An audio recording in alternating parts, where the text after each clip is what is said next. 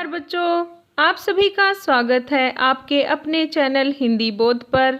आज हम इस वीडियो में पढ़ेंगे क्लास 7th के सिलेबस में शामिल लेसन 8 और हमारी कविता का नाम है श्याम एक किसान। इस वीडियो में आप शब्दार्थ व व्याख्या के साथ साथ आप बहुविकल्पीय जो ऑब्जेक्टिव क्वेश्चंस हैं वो भी पढ़ेंगे। तो चलिए शुरू करते हैं हमारा ये वीडियो। सबसे पहले हम जानकारी प्राप्त करते हैं कविता के कवि सर्वेश्वर दयाल सक्सेना जी के बारे में। तो इनका जन्म हुआ 15 सितंबर 1927 को बस्ती में। इलाहाबाद से इन्होंने बीए की और सन 1949 में 1949 में एमए की परीक्षा उत्तीर्ण की। सर्वेश्वर दयाल सक्सेना मूलतः कवि एवं साहित्यकार थे। उन्होंने दिनमान पत्रिका का कार्यभार संभाला तथा समकालीन पत्रकारिता के समक्ष उपस्थित चुनौतियों को समझकर सामाजिक चेतना जगाने में अपना अनुकरणीय योगदान दिया। सर्वेश्वर मानते थे कि जिस देश के पास समृद्ध बाल साहित्य नहीं है उसका भविष्य उज्जवल नहीं रह सकता। इन्होंने बाल साहित्य पर विशेष जोर दिया, अतः वे 1982 में प्रमुख बाल पत्रिका पराग के संपादक भी बने। 24 सितंबर 1983 को नई दिल्ली में उनका निधन हो गया। ये था संक्षिप्त जीवन परिचय सर्वेश्वर दयाल सक्सेना का। और इनकी बाल साहित्य से संबंधित एक कविता इब्न बतूता बहुत प्रसिद्ध है।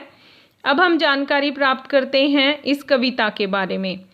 कवि ने किसान के रूप में जाड़े की शाम के प्राकृतिक दृश्य का चित्रण किया है। इस कविता में प्रमुख प्रकृति का मानवीकरण किया गया है और किन बातों की किससे तुलना की गई है ये मैं आपको बताऊंगी। तो पहाड़ को किसान के रूप में बताया है, आकाश को साफा, सूरज को चिलम, नदी को चादर, पलास के जंगल को अंगीठी और अंधकार को भेड़ों के झुंड के समान बताया है। पिक्चर के साथ हम समझते हैं।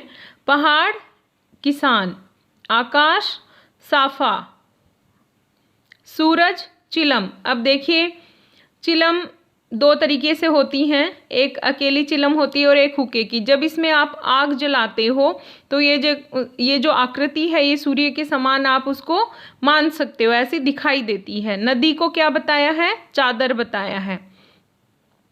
प्लास के ये जंगल के जो फूल हैं इनको अंगीठी के समान बताया है। अंधकार को भेड़ों के झुंड के समान बताया है। तो हमारी जो ये कविता है प्रकृति का बड़ा ही सुंदर और मनमोहक चित्रण यहाँ पर कवि ने किया है। तो चलिए हम शुरू करते हैं हमारी कविता। आकाश का साफा बांधकर सूरज की चिलम खींचता बैठा है पहाड़, घुटनों पर पड़ी है नदी चादर सी, पास ही दहक रही है पलास के जंगल की अंगीठी, अंधकार दूर पूर्व में सिमटा बैठा है भेड़ों के गल्ले सा। अब इसके शब्दार्थ हम देखेंगे। यहाँ पर देखिए साफा सिर पर बांधने वाली पगड़ी, चिलम जिसमें तंबाकू भरकर आग भरी जाती है, दहकना सुलगना जलना, प्लास लाल रंग के फूल, अंगीठी जिसमें आग जलाई जाती है, सिमटना इकट्ठा होना, गल्ले समूह ग्रुप। भावार्थ है इसका, मीनिंग है इन पंक्तियों का। प्रस्तुत कविता में कवि ने जाड़े की शाम, जाड़ा सर्दी, सर्दी की शाम में पहाड़ को एक किसान के रूप में चित्रित किया है। पहाड़ को एक किसान बताते हुए कहा है, जाड़े की शाम में पहाड़ किसी किसान की तरह घुटने मोड़े हुए निश्चिंतता से बैठा, अर्थात पहाड़ किसान की तरह, जैसे किसान अनिश्चिंत होकर बैठा हुआ है वैसे ही पहाड़ लग रहा है। शाम के समय का वर्णन है। सामने से रखे सूरज को चिलम की तरह पी रहा है और सूरज को किसके समान बताया है? चिलम की तरह। तो जो किसान है वो चिलम को पी रहा है। आकाश उसके सिर के साफे के समान है। जो स्काई है, जो पहाड़ के ऊपर दिखाई दे रहा है, वो ऐसे लग रहा है जैसे उस किसान ने साफा बांध रखा हो। सूरज चिलम के समान लग रहा है जिसे वह दम लगाकर खींचता है, और जैसे ही चिलम को खींचते हैं तो उसमें लाल अग्नि दिखाई देती है, वो जो सूरज की तरह अभी लग रही है। पहाड़ के नीचे नदी बहती है और वह नदी पहाड़ रूपी किसान के घुटनों पर पड़ी चादर के समान लग रही है। किसान के पास अंगीठी दहक रही है। अंगीठी प्लास के फूल, पास के जंगल में प्लास के लाल लाल फूल दहक रही अंगीठी के समान लग रहे हैं।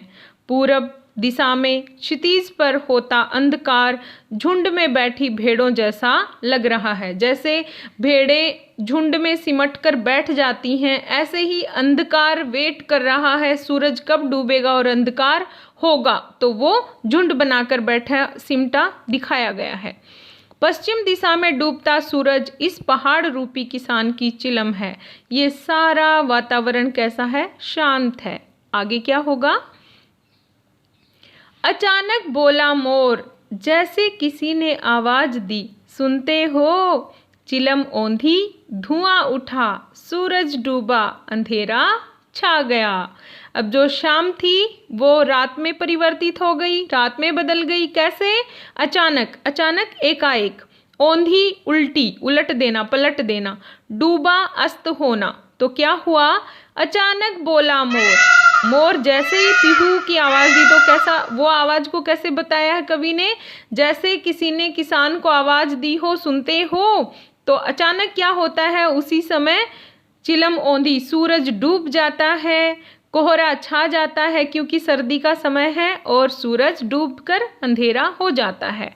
इसका भावार्थ है, कवि ने जाड़े की संध्या के समय का वर्णन करते हुए कहा है कि अभी तक सारा वातावरण शांत था। अचानक मोर आवाज लगाता है, सुनते हो? मानो किसी ने आवाज लगाई हो।